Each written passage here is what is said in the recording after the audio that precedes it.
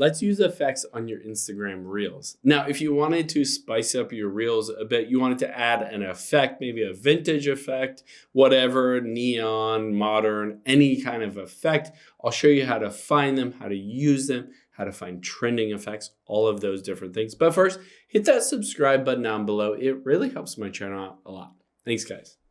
So let's tap on Instagram here to get into it. We'll swipe to the right and make sure at the bottom kind of center you're on Reels and not Story or Post.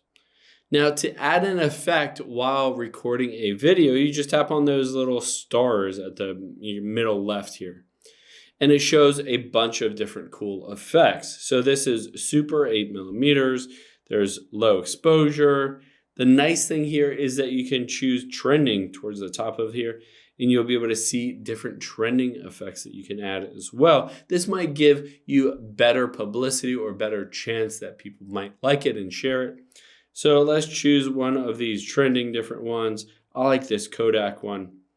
So yeah, let's use this one. If you wanted to see other people that use the same effect, you can see those squares with the little star in it. I can tap on that. It'll show me different people that have posted Reels with this exact same effect. I can get an idea of what it might look like in the end.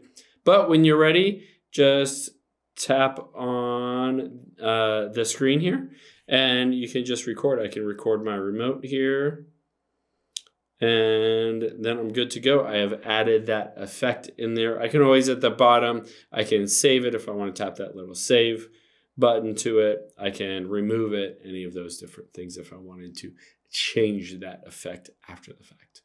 Hope this helps. If you have any questions on that, leave them in the comments down below, and I'll catch you on the next one.